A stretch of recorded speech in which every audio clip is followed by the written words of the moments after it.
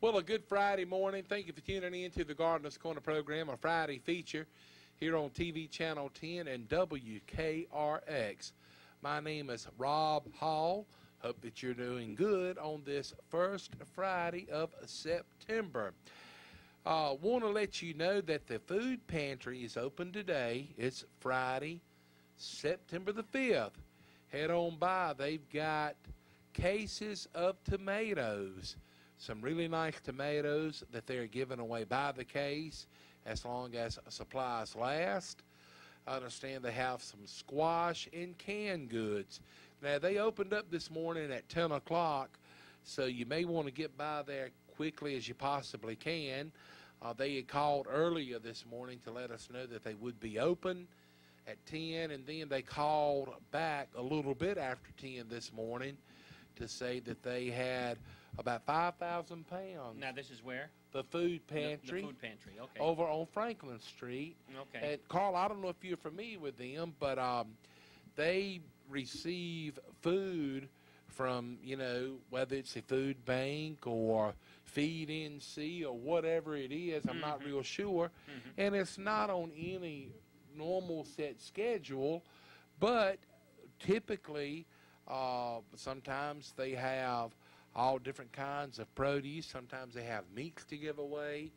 And sometimes you have to meet a certain criteria on a level income to be able to receive the goods. Do they have butter and cheese? Do they get commodity foods like that? I don't. Okay. If they ever have, I'm not real sure. But most of the times, in more cases than not, it's available to anyone. Like a few weeks ago, they had a lot of watermelons. They get a lot of sweet potatoes. Yeah, sweet potatoes, I remember, yeah. Yes, but as mentioned, they had 5,000 pounds of tomatoes to come in.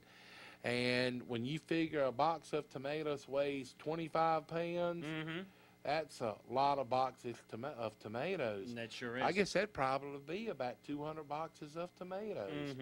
And they are perishable, and they want to get rid of them today. The food pantry is located 704 Franklin Street. So if you can, go on by and get you some tomatoes. Without further ado, please make welcome the brains behind the show. And I guess maybe he would be the good-looking one behind the show, too. I'm not sure. There's two strikes against me. That just goes to show it ain't a lot to choose from in the looks department out here. Just picking. But all the way from the North Carolina Cooperative Extension Service, a man that has clarinet will travel. And a matter of fact, he will be at the airport tonight, the RDU airport tonight, as his community band is going to be playing tunes at the airport. Right. Mr. Carl, the Big Kahuna himself, Cantaloupe. Good morning. Good morning, Rob. Thanks. And, of course, Carl's daytime job is with the North Carolina Cooperative Extension Service. But that daytime job sometimes starts real early in the morning and goes into the late hours of the night. And it also sometimes involves weekends. Yes, it does. But, Carl, before we get to talking about the Gardener's Corner program, we will let everybody know that we are live in the studio today. And if you've got a question, go ahead and give us a call, 336-599-0266. And we've got a caller on. Right. So let's get to that call. And then Yeah. I want you to tell us a little bit of information about you all playing tonight at the airport. Okay. Good morning. Thank you for calling the Gardener's Corner program. Hello. Well, I guess we lost that one. Maybe they'll call back. But anyway, Carl, don't know if any of our listeners would be around the airport tonight, but some of them may be heading over that way, taking a weekend trip, or maybe going to pick a loved one up at the airport. Right. But tell us a little bit about what's going to be going on over there tonight. The airport, the RDU airport, has they feature local area musicians to play what they call their First Friday series. What it means is the first Friday of every month, and they have a schedule all throughout the day. And well, the group I'm playing with tonight is the Triangle Clarinet Choir, which is a husband and wife team. We rehearse at their house, and there's about a dozen of us, and it has the whole clarinet family. The very small E-flat clarinet, the B-flat clarinet, which is the standard, alto, bass, and contrabass clarinet. So we get together and we perform at different places. So we'll be at the airport tonight from 5 until 7, Terminal 2, baggage, right where the baggage claim is. And I always say, I guess it's all right playing in the baggage claim as long as they don't stamp us for baggage. Well, now, Carl, this is something that you have done in the past. Yeah. And you've told me that y'all really enjoy it. Then the people enjoy it too. The airport puts a little book out on a table where people can write notes, and we get a lot of good comments. So it's something that they feel is important. It enhances their travel. You know, they might be nervous before they leave, or it relieves the stress and the tension. You know, when they come home, waiting for the bags and everything to be put on the conveyor. So we get a lot of good comments from it. So it's a good service that the airport provides. So if you're going to be over at the airport tonight, Terminal 2 in the baggage area, Right. From 5 until 7, maybe arrive a little bit early and enjoy some of the clarinet music by the, what's the name of the band? The Triangle Clarinet Choir. The Triangle Clarinet Choir. Mhm. Okay. All righty, moving right along. We're going to be talking about a lot of things on the Gardener's Corner program. And again, we are live in the studio, 336-599-0266. Here it is, the first Friday in September. Yes. A lot of things going on in the garden, in the landscape. A lot of things going on with fire ants and things like that. But Carl, before we jump into that, I had a lady call earlier today and asked a question for me to pass along to you. Mm-hmm. And she has a couple of Japanese maple trees. Right. And she says that the leaves are turning white on the Japanese maple. Okay. And I'm thinking maybe like it's starting on the tip end Yeah. of the leaves. On the leaf margins of Japanese maples, they're very, very susceptible to leaf scorch. And with the high temperatures we've been having recently, it's probably just that. You get a whitening or bleaching out of the leaf tips, and it's really nothing that's life-threatening to the tree. It's just something that fine-leaf Japanese maples are susceptible to. So no need for control, and I wouldn't worry about it. All righty. All right, we're going to move along. Where do you want to jump in at and talk about managing fire ants? Yeah, we can give that a start if we don't have any. Okay, guess we don't have anybody waiting. This is a slide set I put together on how to manage fire ants. Let me jump through here first to this map. This is a map of North Carolina, and if you're seeing it on cable TV or viewing it on the computer, it shows the areas in red is where fire ants have been reported. And it's in southern Vance County, southern Granville County, and Person, of course, just is right next to Granville. But I can't believe that the southern end of Person County does not have them. Right. I don't know if you've ever seen them around here, Rob. I have. If I have, didn't know what I was looking at. Okay, Paul. okay. But I can't help but think that they are here, and so especially if you see these mounds popping up, you can know what to do. First of all, they were first imported into the U.S. in Mobile, Alabama, in 1930, and they've spread into most of the southeastern states through commerce. Hitchhiking, people actually physically transporting them, on tools or on plant material, these types of things. So they're now in most of North Carolina, except some of the northern tier counties. So again, probably not in the northern part of Person County, but I can't help but believe that they are in the southern part. They produce mounds that may continue to enlarge as the population grows. However, young colonies may not have mounds. Usually mounds are located in sunny areas and often next to sidewalks, driveways, or other heat-absorbing masses. They are very aggressive. They can inject a necrotizing alkaloid venom when they sting. It can cause painful, itchy pustules and or allergic reactions in some people. When the mound is disturbed, the workers boil up to the surface and can easily run up your arms and legs. Their mandibles, or their chewing mouth parts, sting synchronously in response to the slightest movement. Here's the map I showed before. This is what a typical mount looks like if you find one in your lawn. And here's one that is a real tall one that is built right next to a sidewalk. And they like building mounds next to the sidewalks because they retain heat.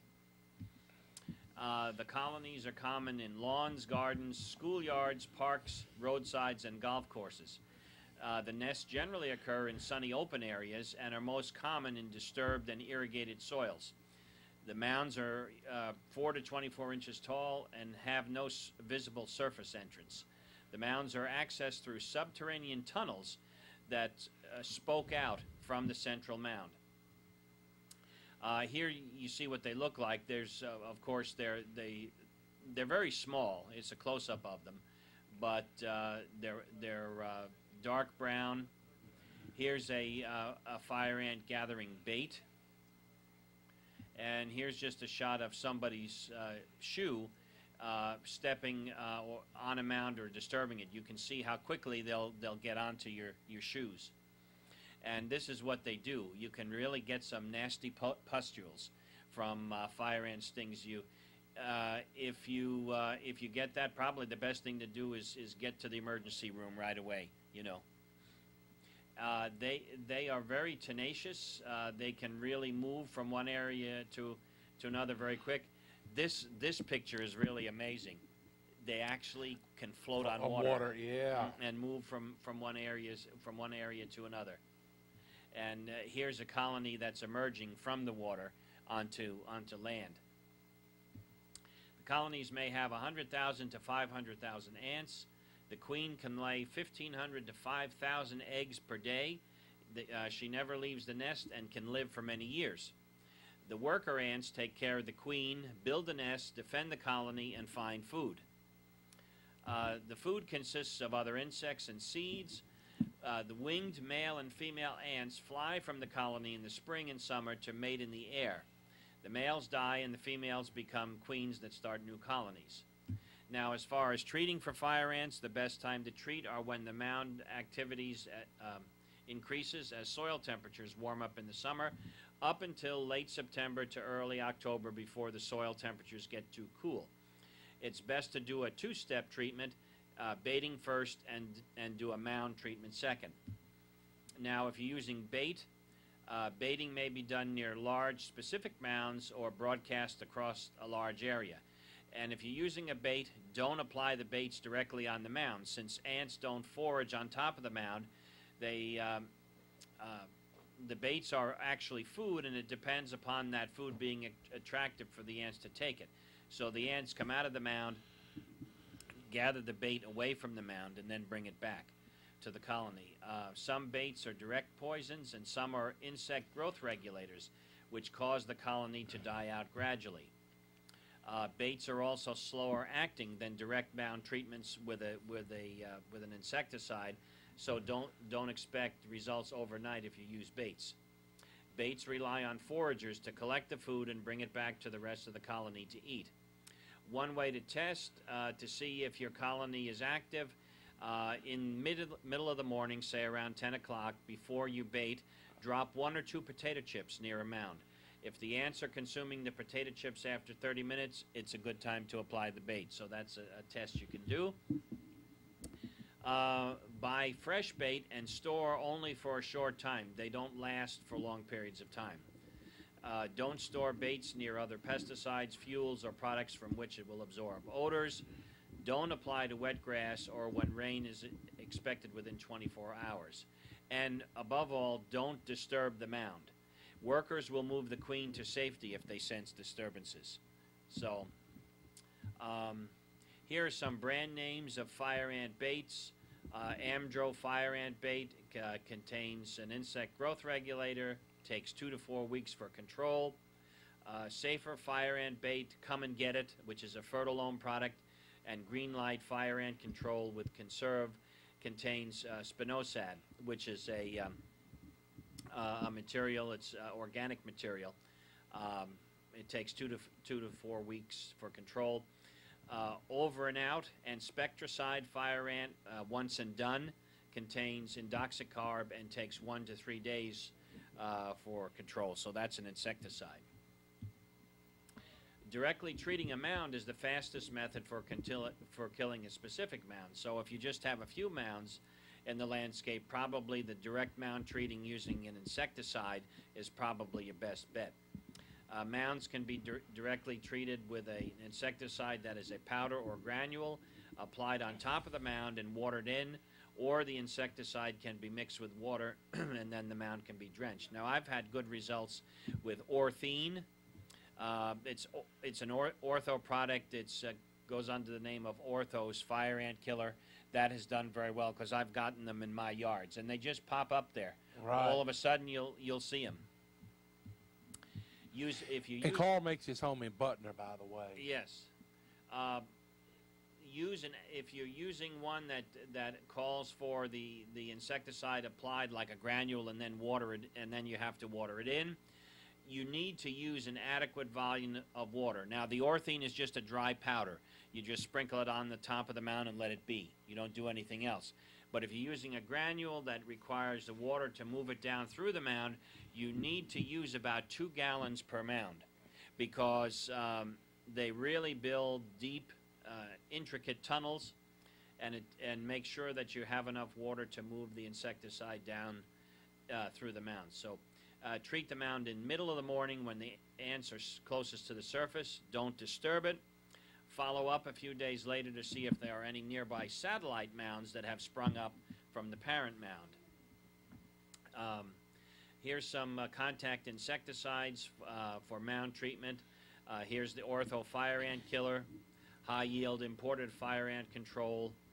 Takes just 1 to 2 days for control. Bayer Advanced Power Force Fire Ant Killer Granules contains cyfluthrin. It's a synthetic pyrethroid and also takes 1 to 2 days for control. Bonide Stinger Fire Ant Killer, Ortho Fire Ant Killer, Ortho Max Fire Ant Killer broadcast granules contain bifenthrin, another insecticide, and takes 1 to 2 days for control with a 123-day half-life in the soil. So that's going to stay around for a while. Eliminator Fire Ant Killer Plus granules contain permethrin and takes 1 to 2 days for control. Other mound treatment insecticides, Over and Out Fire Ant Killer granules contains fipronil. That's the same ingredient that's in the dog and cat flea collars. It takes 3 to 4 weeks for control with a 1-year half-life in the soil to provide a residual barrier to prevent new colonies from forming. Spectracide Fire Ant Killer granules, Mound Destroyer, contains L-cyhalothrin and takes 1 to 2 days. Safer Fire Ant Killer is a liquid concentrate that contains citrus oil. 7 concentrate bug killer, liquid mixed with water, and drenching the mound takes 1 to 2 days for control. Also 7 lawn insect granules are applied to the mound and watered in.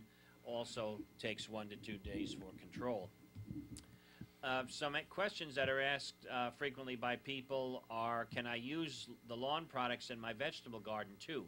Not necessarily, so always read the label. How long can a bait be stored? Between 1 to 3 months. Check the label. Don't buy any more product than you can use quickly. Are these products safe around pets? Baits contain such a tiny amount of active ingredient that they are considered safe. Insect growth regulator baits are even safer. To reduce exposure, exclude pets from treated areas for 12 to 24 hours after bait application. Now, here are some costs for the different material. This is the cost if you want to use a bait, and these are calculated as bait cost per 1,000 square feet. In other words, this is a broadcast treatment around the area, around the mounds, and you can see they range anywhere from 20 cents to $3.65, depending on the brand. Granular insecticide costs per 1,000 square feet range from $1.89 all the way to $4.82. And individual mound treatments, what it costs to treat 10 mounds, anywhere from 14 cents to $1.26. And you can see the Orthene Fire Ant Killer Dust is at the bottom, $1.26. That's what it costs to treat 10 mounds. And if you just have a few mounds, something like this works very well. Very reasonably, priced. Yeah. Priced in, I would think.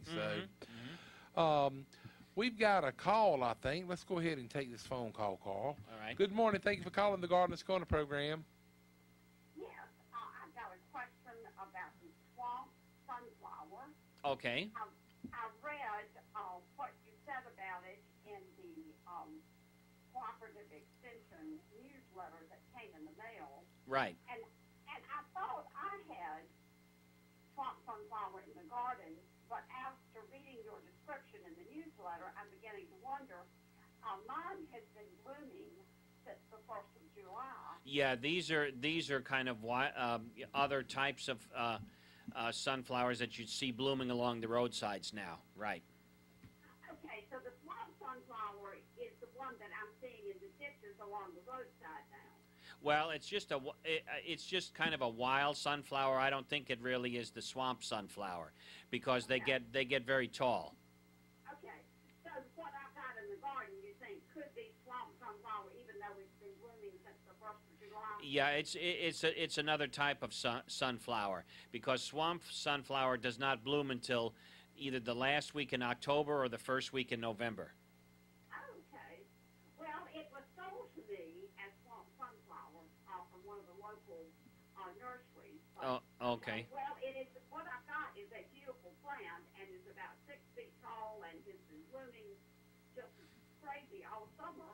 Okay. And, really, the butterflies have really enjoyed it and that kind of thing. So, okay, well, all right, thanks a lot then. All right, you're welcome. Okay, thank you. Bye. Carl, I guess if the lady wanted to, she could maybe take a clipping of it and bring it up to the office, and maybe you all could identify it for sure what it is. Yeah, it's another type of sunflower. It's just, it's the ones that are blooming along the roadsides right now. Okay. Something that I forgot to mention at the start of the show, and my apologies, I did not say who the sponsors were for the show today. We've got T.G. Brooks Company, South Boston Memorials, and we've got a new sponsor that's going to be with us a couple of weeks. It's Tim Williams Auction Company. He has an auction that's going to be coming up on Saturday, September 13th, and Sunday, September 14th. Is the estate sale of Alvis Birch, who is deceased. We'll have a little bit more information on about that auction, and that again will be coming up on September 13th and 14th. Carl, when the lady just mentioned about the newsletter from the North Carolina Cooperative Extension Service, Right. I received one of those, and the Person County Farm Tour is going to be coming up on September 13th and 14th, and of course you got some farms here in the county and some out of the county that's going to be participating, and I think this is what is about the third year. Yeah. The third year for it. So we'll talk a little bit about that and the local farmers markets when we return. But right now, I just made mention of Tim Williams Auction Company. Let's go ahead and get a word on, and we want to welcome them on board on the Gardener's Corner program. But here's more information about that auction coming up on September 13th and 14th. Look at $100, $100 could be $100, could be $100, could be $200 bid, could be $200 bid. This is Colonel Tim Williams, auction license number 4648. On Saturday, September 13th at 9 a.m. and Sunday, September 14th at 1 p.m., we will be conducting an auction for the personal property of Alvis Birch. Alvis was a former owner of Roxborough Floors and an avid collector for over 50 years. At this sale, we will have 23 guns, permits required for handguns, pottery, South Carolina, beautiful handmade quilts, stew pots, all sizes, lots of shop tools, planes, saws, clamps, drills, and more. Farmall Super A, Farmall 140, Woods Belly Mowers, 1984 Chevy S10, wagon wheels, churns, seats from the Kirby Theater, table and benches from Bob Witt's Barbecue, Victor Jr. Wood Cook Stove, tobacco flats, tobacco hand planters, stained glass, and much, much more. Look me up at auctionzip.com for preview times and photos of many items. Bring a friend and a chair for great food and lots of fun. Announcements made on day of sale. Take precedence over all printed material.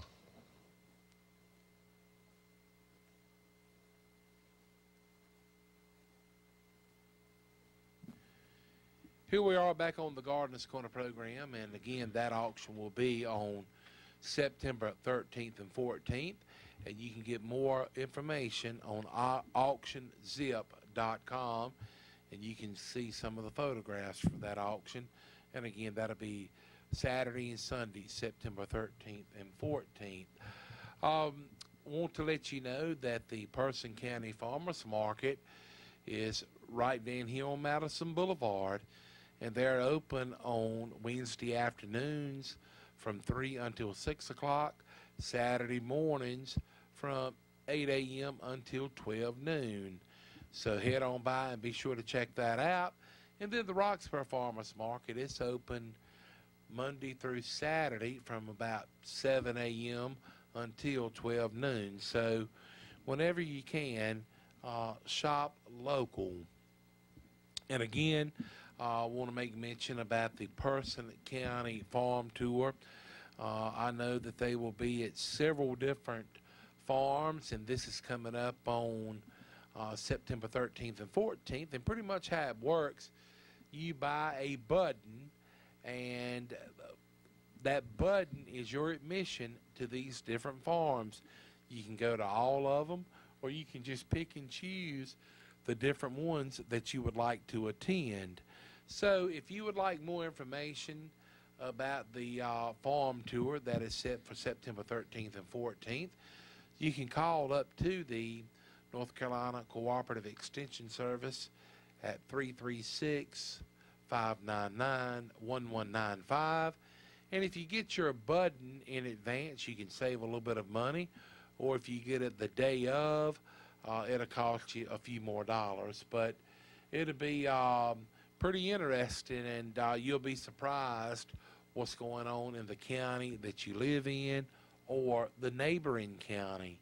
So a lot of fun things going on. Yeah, we finally got the page to load up here just to give you a sampling of the different farms in the county that are participating. Banatu Organics, Allied Organic Farms, Bluebird Meadows, Brown Farms, Cross Creek Dairy and Rock Hill Farm, Flat River Nursery and Farm, J&B Urban Plant Farm, Jones Family Ranch, Parker Farm and Vineyard, of course the Person County Farmers Market, the Person County Museum, Rock of Ages Winery, Sunset Ridge Buffalo Farm, and the Hill of Berries, Hot Times Firewood.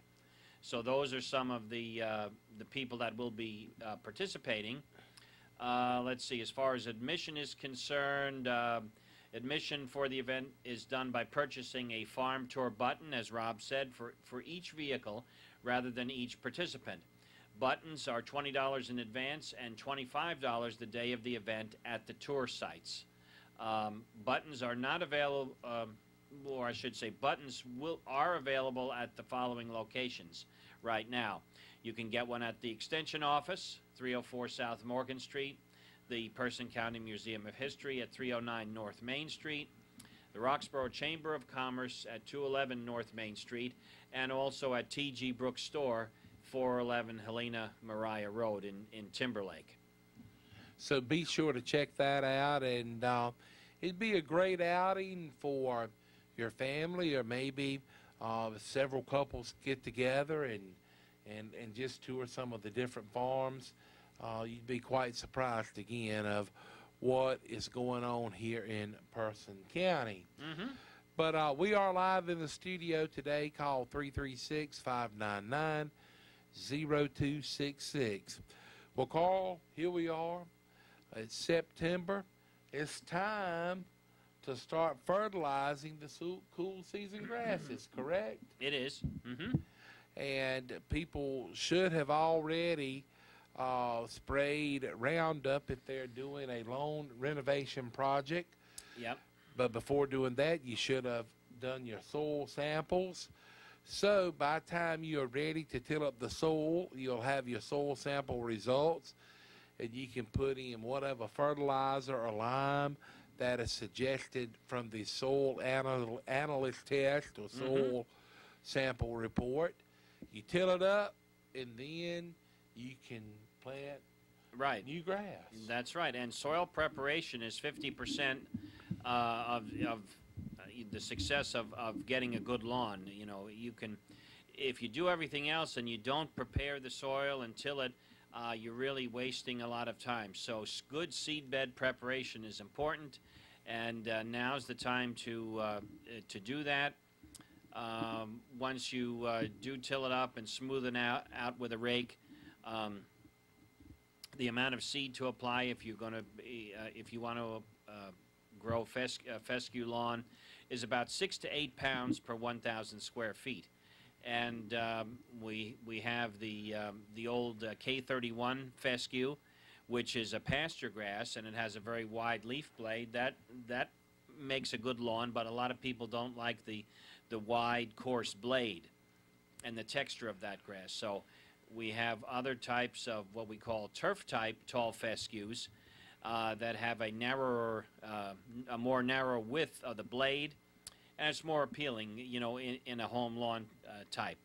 And these turf-type tall fescues have good insect and drought tolerance to them, and it's always good to buy a blend or a mixture of 2 or 3 or more turf-type tall fescue varieties in one product. For example, ones that contain varieties like Mustang, Rebel, Falcon. These are all these are 3 different turf-type tall fescue varieties. So buy a mixture that contains 2 or 3 different turf-type tall fescues, so that if we do get a disease problem, it more than likely is not going to take out the whole lawn. It'll just go after maybe one of those varieties. So that's always good. Okay. All right, and we're going to get a word on for one of our other fine supporting sponsors. We'll take a trip over to South Boston, and we'll stop in at South Boston Memorials. They are family-owned, been in business since the early 50s, and we'll take a trip over to South Boston Memorials. South Boston Memorials, located 1439 Seymour Drive in South Boston, Virginia. They offer granite markers, monuments, and mausoleums. For more information, visit the website SoboMemorials.com or call 434-572-3859. South Boston Memorials have been in business and family-owned since 1958. In-house laser etching is available at South Boston Memorials. They have over 300 granite memorials in stock. For all of your granite markers, monuments, and mausoleums, stop in and see them right there at South Boston Memorials, located 1439 Seymour Drive in South Boston, Virginia, or call them at 434-572-3859 and visit the website SoboMemorials.com. That's South Boston Memorials, located 1439 Seymour Drive in South Boston.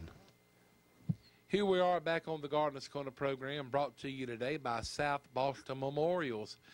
T.G. Brooks Company, we'll get a word on for them in just a few minutes. And also brought to you by Tim Williams Auction Company. Again, having that auction coming up on Saturday and Sunday, September 13th and 14th.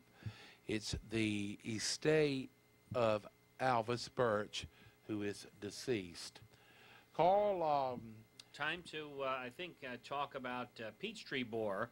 okay. Again, we've talked about this before, but we're getting we're getting close to when the window will be closing for the time to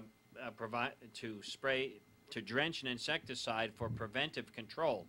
Now, the Peachtree Borer moth, you can see in the picture here, but you very rarely see the adult moth. They're night flyers, but they lay their eggs at the base of peach trees and any other stone fruit tree that's around maybe 1 to 5 years old. They lay the eggs hatch into larvae, and then the larvae bore into the tree, and you can see a picture of the white larvae in the tree, and then the gummy sap that comes out of the trees at the base. And if you see this, you know you have them, but the best thing, and once they're in the tree, there's really not much you can do, but the key to control is prevention. Usually an application in middle of August and another application in the middle of September with an insecticide like permethrin, just drenched along the trunk, the upper 3, or I should say the lower 3 feet of trunk. In other words, from the ground to 3 feet up high on the trunk, just drench this insecticide mixture so that it flows on the tree trunk and then saturates the soil around the tree. This is the best means of prevention. Okay, we've got a caller here. I think we do. Good morning. Thank you for calling the Gardener's Corner program. Yes, I was calling to see when figs come in. Figs? Yes, sir. Okay. All righty. I know that the figs are seem to be a little bit late this year and maybe not quite as large due to the cold winter that we had. Right. And Carl and myself was talking about it just a few weeks ago, and he made me aware of something that I did not know about figs, and he was saying that the trees love a high amount of water. Yeah, you really do need to water the fig trees in order to get a good increase the size of the figs. Otherwise, they're just going to sit there, and it's going to take a long time to ripen, and sometimes they'll just turn very hard, and they won't be very good. So don't let the root system stress for moisture. But as far as harvesting them, when they start to turn a little bit brown, yeah, is a good time, and they'll soften up. They'll soften up, and but anyway, what size are the figs that you have? I don't have none. I just wonder when it starts coming in. Oh, okay. Oh, when they start coming in, I Okay.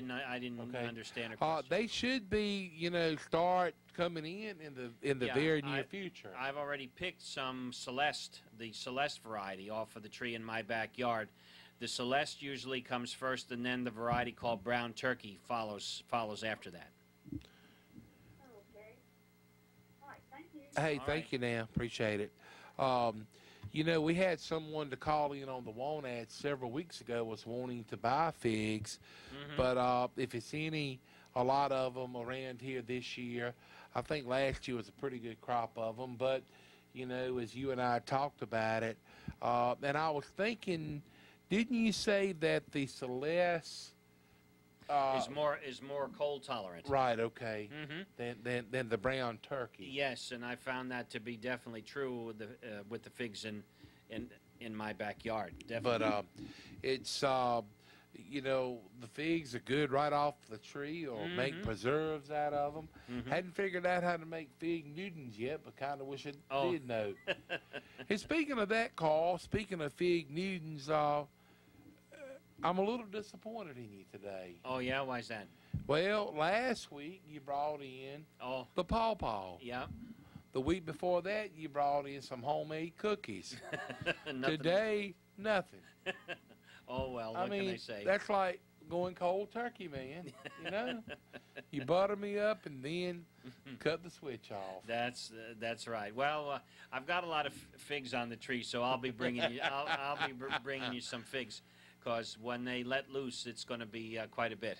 Now, Carl, do you do anything with your figs? Do y'all preserve them? No, just eat them fresh. Give them Yeah. away to neighbors. That's about it. Well, the figs are good as a snack, and you know, it's a lot of things that grow, you know, like apples and pears, and you know, figs and things. When you're out mowing the grass, how you can just kind of conveniently go by the tree. That's right. You know, a while back it was the blackberries. Hey, speaking of blackberries, Carl, I must say that I am quite confused on how to trim back the blackberry bushes. Okay. Now, if people hadn't trimmed them back by now, they need to go ahead and do it, correct? That's correct. Let me see if I can get a picture here so I can show it. And the reason that I'm confused, last year when trimming our blackberry bushes back, needless to say, I got a little bit of what you call pruner shear happy and cut it back way too much. And we didn't have any blackberries to speak of this year. But, you know, I don't want to go back to cutting them back, although they need to be trimmed back. And I've trimmed them back some, but I'm not sure if I trimmed them back enough. Okay. Basically, when we grow blackberries, I have this slide. It's actually spelled incorrectly. We have, it says primocane. It should be primo. Primocane and floricane. Okay. The primocane comes up the first year, and it's vegetative. That means it's not going to produce fruit. These are the new green canes that come up from the ground. The floricane, if you can tell in the picture, has the fruits on them. So the fruits are produced on the growth from the previous year. So the easiest way to prune blackberries is to take the floricanes, the ones that give you fruit. Once they've produced fruit for you, you cut the floricanes down to the ground, because they will not produce any more fruit. And the primocanes that are up taller, that do not have fruit, those you pinch the tops out at about 5 feet tall, and then they will get side branches. You see in the picture on the right, the primocane is cut back, and then this forces lateral shoots later on. And that's something that you have to do throughout the season, because you get brand new primocanes that continually come up. So the ones that produced fruit this year, cut them back to the ground. But the ones that the new shoots that are coming up, when they get up about 5 feet, you need to kind of prune them. You just pinch off the tops. Okay. This forces side branches to occur. So and this is something that is not done all at one time, as far as the pruning goes. Right. Correct? It's all season, and it's because you have new shoots coming up all throughout the season, and you know, they'll be cut back whenever they reach a height of about 5 feet. And the thing, if you don't prune them, these canes get very, very tall, and then they start bending over and hanging over, and then you have a big mess trying to pick from next year. Right. Okay. Oh, appreciate you clarifying that for me. We need to get a word on for T.G. Brooks Company, fine supporting sponsor of the Gardener's Corner program. They've been with us quite some times, and nice, friendly people out there at T.G. Brooks Company. You know, and you can head out and pick up some of those hand-cut ribeyes. Oh, you know what? It's not too late in the season to have a homemade freezer of ice cream, and they have the ice cream freezers at T.G. Brooks Company, in business since 1936, downtown Timberlake. Hey, you know, little by little, Fall is starting to creep in, and it's time to get those fall vegetables: collards, cauliflower, cabbage, broccoli, and other fall vegetables. T.G. Brooks Company has them. This is the best time of the year right now to get your yard off to the best start. Remember to kill those weeds in the lawn and get ready for fall seeding. T.G. Brooks Company has the lawn chemicals to do the job. This is the best time of the year to enrich and repair the lawn. T.G. Brooks Company has the new Top Choice Turf Grass Seed for greener and plusher lawns. Also available are rental lawn aerators and pull and walk behind pluggers and spreaders. Bag and bulk mulches and bulk planting soil. They have your fertilizers and lime too. You know what? They still have plenty of lawn sprinklers for the dry days, and water hose fittings if you need hose repair. If you need yard tools, they're in abundance, plus wheelbarrows. Pick up a couple of nice rakes while you're there, fresh pine needles, and if you are the homeowner or if you're in the professional landscaping business, everybody gets the same kind service, and they are set up to handle commercial accounts. No matter what part of Person or Durham County, it is worth the drive to come to the one source to handle your fall needs for lawn and flower garden. Your family will smile when you finish the day, too, with a delicious hand-cut ribeye steak. Brought to you from T.G. Brooks Company, and it's still warm enough for a bowl of homemade ice cream from one of their nice ice cream freezers they have available. They have been around since 1936, and people have trusted T.G. Brooks Company for sound advice. And when it comes to lawn and garden and home, they take pride in serving the homeowner, the farmer, and those in construction. 411 Helena Mariah Road, next door to Community Pharmacy in Timberlake. All right, here we are back on the Gardeners Corner program. Rob Hall here, along with Mr. Carl Cantalupi of the North Carolina Cooperative Extension Service. Carl, we've got just a few minutes left on the show today, and maybe it'd be a good time to reiterate a few things. And again, tonight it is the Triangle Clarinet Choir playing at the Raleigh-Durham Airport between 5 and 7. Terminal 2 in baggage area. That's correct, and hopefully we don't scare too many people away. Well, you know, any of our listeners that maybe is going that way, why not check it out, you know, for some free entertainment. And just real briefly, I was at the airport a few weeks ago, and it was the first time I'd been in a long time. Tell you something. They've really made the renovations down there. They sure have. They certainly have. And so. But anyway, things in the garden, still not too late. If you haven't gotten transplants of cabbage, cauliflower, and broccoli, plant those in the garden. Time to seed mustard and turnip seed. If you like, if you can find collard plants, transplants, that's good. Or you could probably start from seed at this point. Might be a little bit late, but nevertheless, you can give it a try. We talked about seeding your lawn, overseeding, or renovating your lawn. Now's the time to do that, your cool season lawn. Let's see. Soil testing is still good. You can still test your soil up until Thanksgiving for free.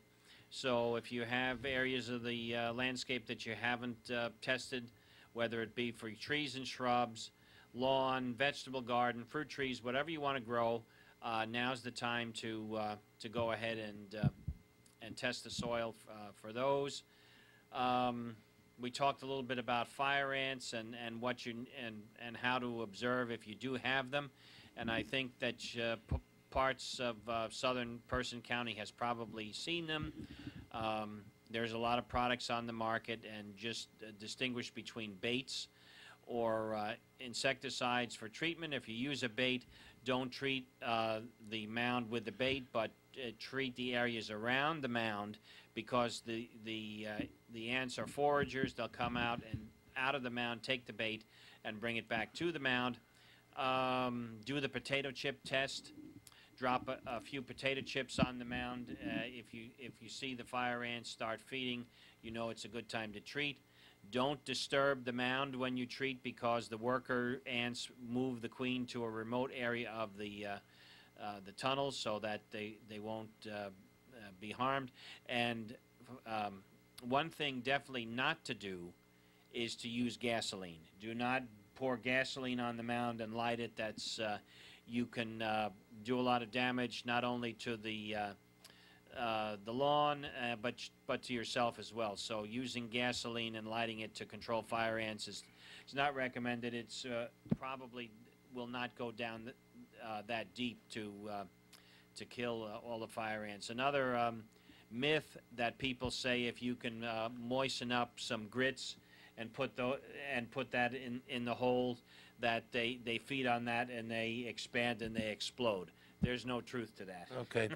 Carl, I was going to mention it earlier when you said something about fire ants.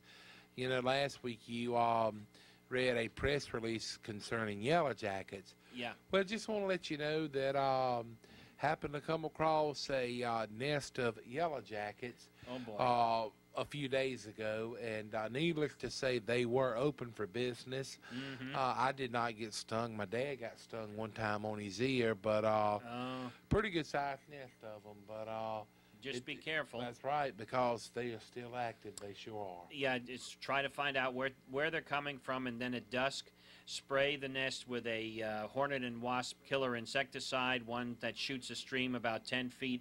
And so you get them when they're in the nest, and you get good, effective control that way.